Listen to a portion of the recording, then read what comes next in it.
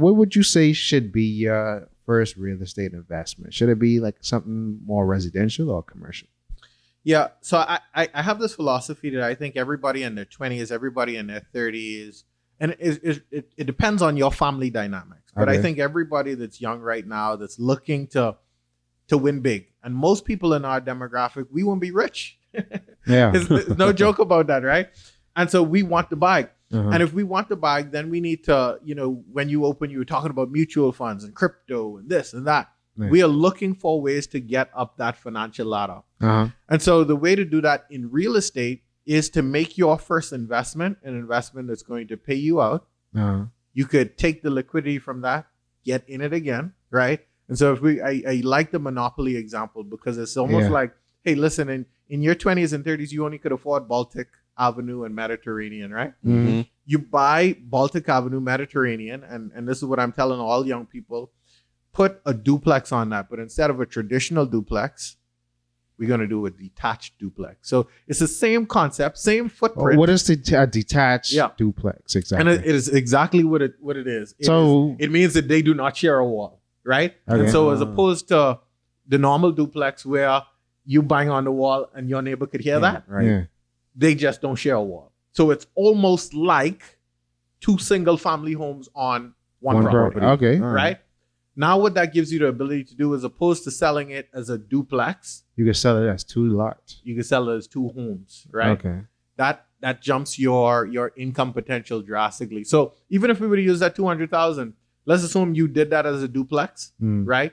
The value might be 200,000, but when you detach those, now they actually become 150, 175. So the bag went from 200,000 is what you would have made to now 350 potentially. And so that's the first play. You do that one time, then you jump onto another property, do that again. You do that 3-4 times consecutive. And again, it does require some energy because construction is a headache, right? Yeah. But if you got the ability to move, your mommy ain't pushing you to move out the house.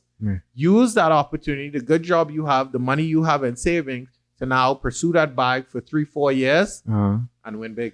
But okay, all that sounds good, but the tail end, because I think a lot of Bahamian parents would everybody's always pushed stay at home as long as possible, but a lot of people don't have that good job per se, and then a lot of them sort of absorbing some of the costs at home.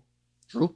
So like even in some cases, some people paying their parents' mortgage now when they fresh out of college.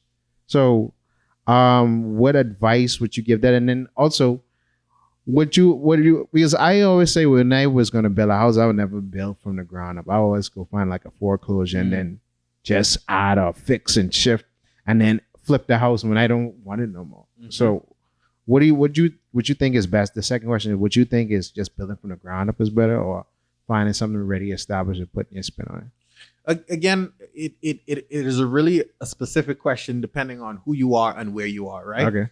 So, building from scratch, there's some headaches involved because construction is always a bit of a nightmare. There's a nightmare in there somewhere, right? Yeah. Something will go wrong and you need to expect that.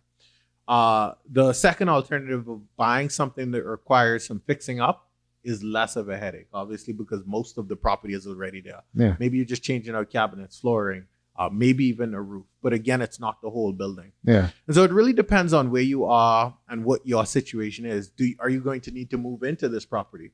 And if you don't need to move into it, I would suggest building from the ground up. There's another variable there as well. Construction prices have increased within 2021, late 2020. Yeah, for the different shortages and things like that. Correct. And so that has caused construction costs to go up considerably. And so in this particular market, prices are going down a little bit in construction now. And so maybe early 2022, it might be a better option to build again. But from the perspective we just spoke of, doing a fixer-up might be best in this season just because you aren't getting those new construction prices for the whole build. Yeah, because I saw one of my friends, like he bought a house when it was probably 2018, late 2018 or in early 2019. Mm-hmm.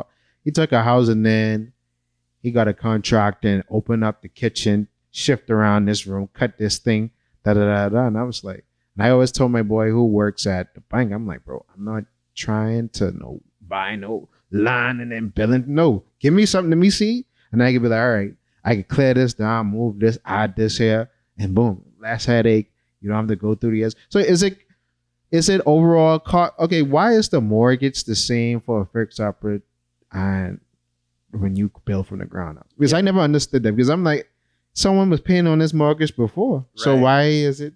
Right.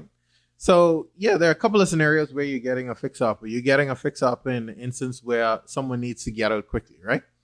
Or it's a repossession, or it's a private seller that don't have the money to pump back into it. Either of those three scenarios, they're getting an appraisal, and that appraisal is telling them, hey, the land is worth such and such, and land prices hardly see fluctuations. It's the building price where you see the greater fluctuation, right? It's going down to a larger degree than the land, and surprise, land does go down depending on what's happening in the area, right? But more often than not, it's going up. And so those factors could determine whether it's good to build or not. But to your question about why is a fixer-upper the same thing, in fixer-uppers, the bank wants security. And security means, listen, if you get a house that needs a new roof, we want you to borrow not only for the house, but the roof as well. Because if we need to take this back for you, we don't want the trouble in having to sell a house that need a new roof. And so the bank is saying, okay, well, it's $150,000, but it could be worth, if the new roof was on it, it could be worth $75,000. They want you to get the loan for the house and the construction. All right, because I feel like it's like a complete like scam. Like because it's like but because I never understood that, but then it makes sense to where it's like, wait, like this ain't really worth the same, and this other person that pay on this thing, but we want your money still to keep our whole situation fluctuating. So back to something I brought up in the intro was, the whole argument between renting and owning. And what's your take on that conversation? And what's the pros and cons of home ownership?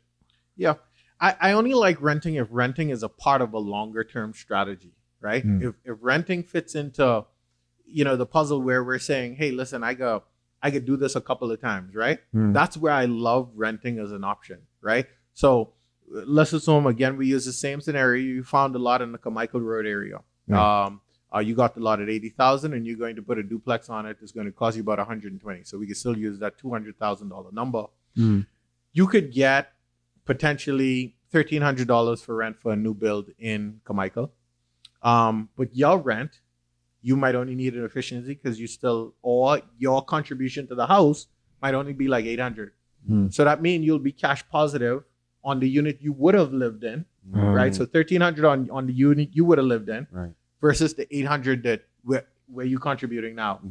And so I like that because that's a strategy. And then you still sell the next unit. You end up very liquid there.